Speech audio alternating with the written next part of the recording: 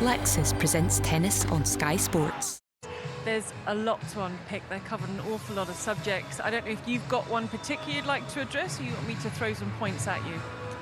Well, I think we were both most interested in what he was saying about the player having the control over their own schedule, which to me, it has some truth to it, but I think you need to take into account the bonus pool, so the incentive to play is there. Players don't qualify for the bonus pool unless they play a certain amount of tournaments, and they also have a mandatory requirement of 500s along with the Masters 1000. So in a way, yeah, sure, you can skip it if you want to, but then, you know, you've got a lot of things being taken away from you at the same time. So I don't necessarily agree that, you know, it is the case that a player can just pick and choose which weeks and listen to their body and that's all good, because the schedule is what it is so that they get the top players trying to play every week. So yeah, if you're Carlos and you're Yannick and you can afford to take a couple of weeks off, which they've kind of said that they will do next year, but if you're below that ranking, you're trying to qualify for events like this, like Jonathan said, no, that doesn't really align to me. So I think there's a million things that you could point out from that interview. I think also the conversation around the idea that there's no tennis for the fans, and for me, there's too much irrelevant tennis at times in the calendar. And when they talk about February, you know, historically on the ATP Tour, there's been 12 tournaments in 4 weeks. You know, what does that mean when you've got Sinner playing here and Alcaraz there and Zverev here and Djokovic over there? It doesn't provide a clear narrative for the fan. And so for me, the idea at the highest level of certain weeks where there is no tennis, I think is a good thing for everybody, because it gives the players an opportunity to rest. It gives the fans sort of the chance to build the excitement about the next tournament that's on the calendar. And that's where, you know, I think we need to, I'm not necessarily a massive F1 fan, but it's pretty easy to follow. You know, every couple of weekends there's a race and there's 20 something races, and at the end you add up those points, but you've got the gaps in between. And I think we've got great assets in this sport, led by the 4 Grand Slams, the Masters thousands. They are good concepts to get the best players. I don't agree with the 12 days. I think they should be shorter to 8 or 9 days. You get 2 weekends. And then when you package that together, it's much easier for the players to compete at their very highest level, but rest and recover. And then you can build that product. And you know, I did like Andrea's sort of analogy about, you know, a book and the different authors and chapters.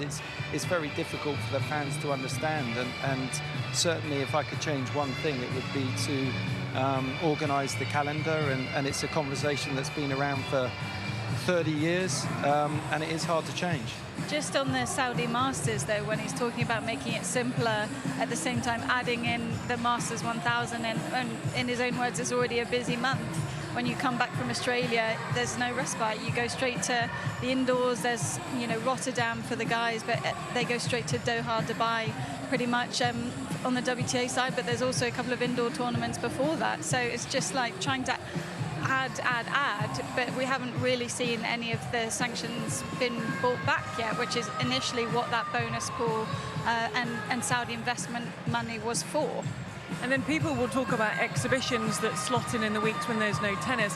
But I always think you have to remember that tennis players are individual contractors. So if someone comes to them and says, we're going to offer you this to do this, I imagine however much money you have, it's also very difficult to say no. That's their prerogative. You know, players do, and there are certain rules about how exhibitions can take place, and, you know, how many days can they play consecutively. But I think if you addressed the calendar and you said, we're going to start in January, we're going to finish at the end of October, then I think you're saying to the players, you know, you've got a genuine opportunity to follow a really, really good schedule. And then at the end of the year, if you want to play some exhibitions, great. But if you want to have a few weeks holiday, then to build up physically and then to actually practice to improve and then get ready for the next year, that is a viable opportunity. But if you look at it right now, we're at the Tour Ending Championships in Turin.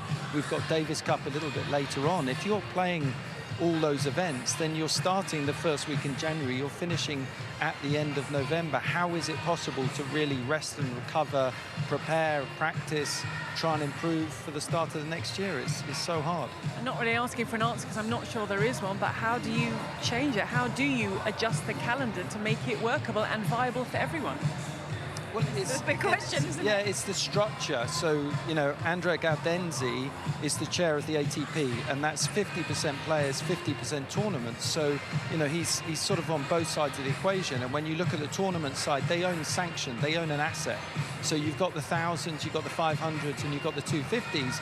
So if you wanted to streamline it, you're saying, yes, we want the 1000s, we want the 500s, but the 250s, they probably need to be part of the player pathway. They need to be how the players can transition from 200 to 100 to 50 to get into these events. But they've paid millions of dollars for that asset, and you're basically saying, well, we'd quite like you to sort of, some of you disappear, but some of you go there. It doesn't work like that, and that's why it's very difficult when you want to try and make big alterations to the calendar.